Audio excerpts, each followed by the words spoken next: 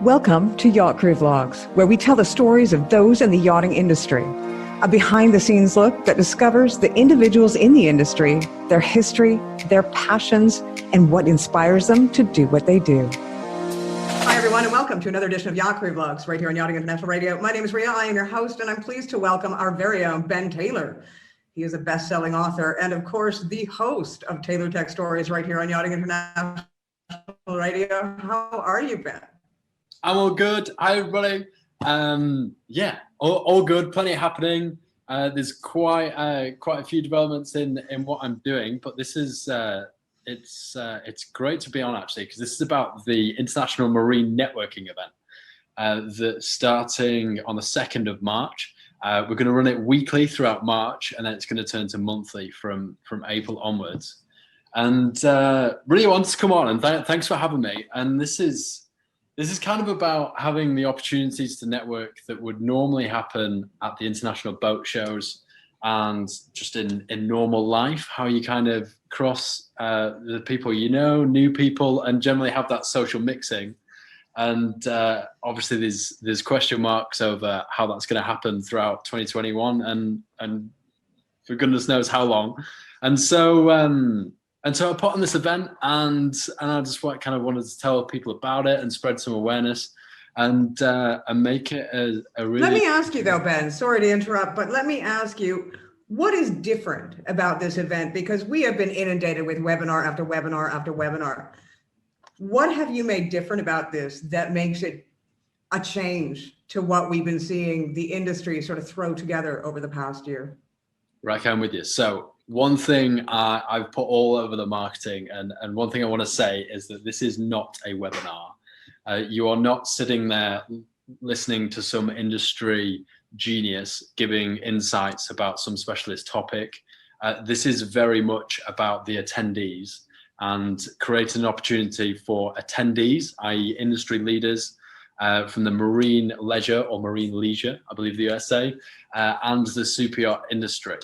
And really that's the big difference. Like, it's very much the attendees are the content. You do not want to listen to me talking about something or any expert. You want to meet some new people. You want to get in a group of people who are similar minded or have knowledge of the industry, and have those conversations that would normally happen again at the boat shows, or just generally when you've got social mixing happening. And I couldn't find an event that did that, and so I was keen to find one. I thought it'd be fantastic for what I do as a core business, and I couldn't find one. So I said, stuff it, I'll do it myself. and so I've launched it. I've kind of gone. I've been doing the British Marine ones here in the UK for a few months now. They work really, really well. We've learned kind of how to do it well and what people want. And so I felt like I better just get on with this and start the event. So really, it's working really well for the UK one, but I see even more value to the attendees as soon as it goes international, because we're going to be waiting even longer to meet each other on. Let me ask you though, I mean, when they break off into their rooms, I mean, one thing that there is a potential to happen is absolute chaos. If you've got a room where people break off to do their networking and there's say 20 people, how can you make that impactful? How can you make that worth the time of these industry professionals? Because we are all very busy people. Yeah, absolutely. So how it works is everybody tunes in at the start. I'm there at the front welcoming everybody and saying what the event is all about. And we go into breakout rooms. Now, these breakout rooms are quite small, so it's only 5 or 6 people. It's little social groups, and just the kind of social group that would normally form in a physical room. It's kind of 5 or 6 people, or 3 or 4. And so somebody in that group size is like to be fairly social and is happy to kind of start conversation. And without it becoming this mayhem that you mentioned of 20 people and 5 people are trying to speak all at once and having that kind of mess. But one thing about it is that all the attendees are randomly selected, randomly allocated into each breakout room. So there is that mixing, and there is a bit of kind of, you don't know who's going to be in the next breakout room. you may know them, you may know everyone there, you may know nobody, but that's kind of what it's all about. It's networking, it's meeting new people, and so that's the approach for that. Well, let me ask you. I mean, we have in the past. You see the European marketplace getting together. You see the U.S. or the Australia, New Zealand market getting together. What do you see the benefits of having this international networking event with people from all over? Is it because we are a globalized industry now? Is it because people need to have that ability to connect with each other overseas? The short answer is yes. and having that international element is huge, because there's so much going on, there's so much change, there's all this globalization, and international collaborations are becoming very common and really big business. And at the minute, I think it's really hard to build those relationships. And this is something where even if you take a booming industry as a country, if they network really well with their country, there's a certain level of value there. But what if they could learn something off the other countries, or collaborate in some way, particularly for the UK? So we've got Brexit taking place and all that happening. I believe there's quite interesting relationships forming with the US to do with imports, and potentially being a route into Europe, and really setting up those initial conversations, or being a bit of a catalyst in those business relationships forming.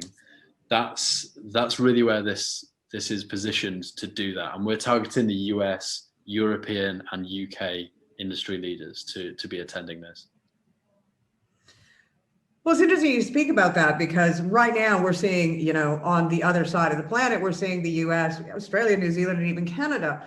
As far as the boating industry, yachting industry goes, we're seeing an uptick 50% above what they've seen in previous years.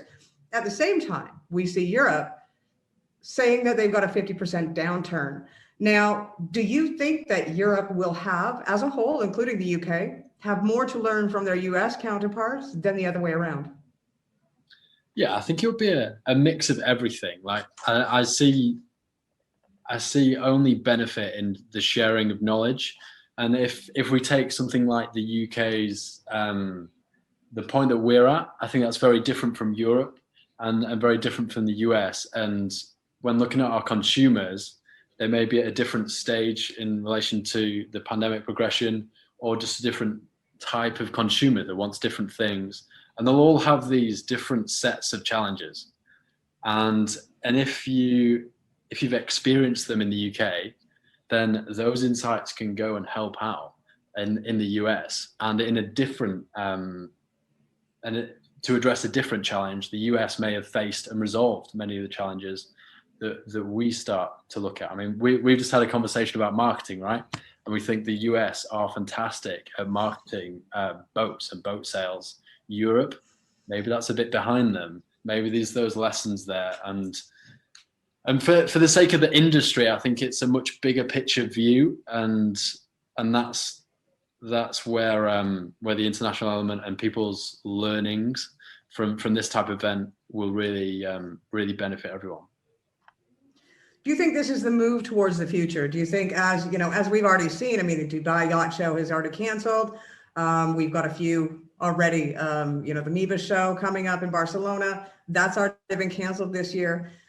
Do you think, as a result of this, that something such as an international marine networking event will be the future of the industry? Yeah, so I'm always careful about commenting on this. I think some kind of hybrid event, sort of combination of this physical presence and digital presence will be the future. I'm very digitally minded. My core business is all digital futures kind of thing, and I think this is, if you take a look at it commercially, especially its economic efficiency and things, even though it's not quite as effective, let's just keep it to networking. It's not quite as effective as a traditional networking event where you all go to a venue, spend the day together, and maybe you have a few drinks and canapes at the same time. Great. This is not a kind of in competition or in replacement of this. I think its position becomes very complementary of that type of event. And with the mass adoption of this, okay, it's forced at the moment, but it's very much appealing to people and educating people how much value and how these things can work. I think they do actually have a significant part in the future, and we'll see this type of thing arising. I just think it makes a lot of things a lot more accessible. Its economic efficiency is it's beautiful. And there will always be this physical boat show. They're exciting, they're cool. And I'm an advocate for putting a boat show on. That's fantastic. And even being in the digital showroom space and event space, it's different. Like it's not in competition. It's very much a complementary product and element to how networking and digital events work. So Ben, when is the first one? Okay, the first one is on the 2nd of March, so next Tuesday. The timing of it is quite interesting. So it's 2 p.m. here in the UK, so 2 p.m. GMT, which makes it 3 p.m. Central European time and 9 a.m. Eastern time.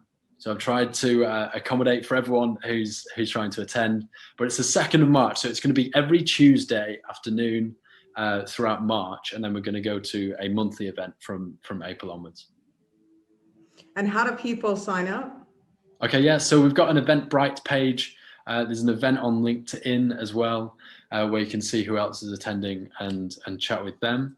But in fact, we'll put an Eventbrite link with this episode going out so people can go there. But if you type in International Marine Networking onto Eventbrite, then you'll see me there smiling like this. And that's the event that you want to register on, and you can make your bookings and you'll get your tickets.